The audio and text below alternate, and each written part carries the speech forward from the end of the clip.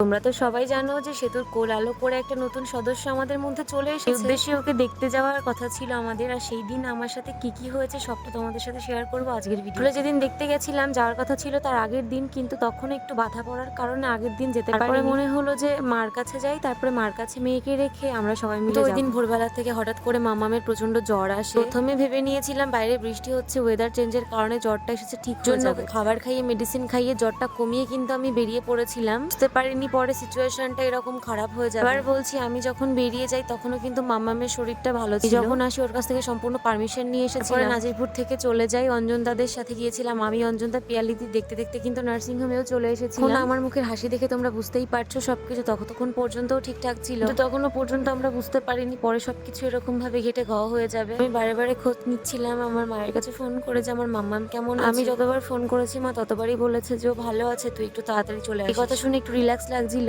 আর চলে গেছিলাম ওপরে সেতুকে দেখার জন্য। কারণ ওকে দেখতে যাওয়াটা আমাদের কাছে ভীষণ দরকারি ছিল, because she is very close to our heart.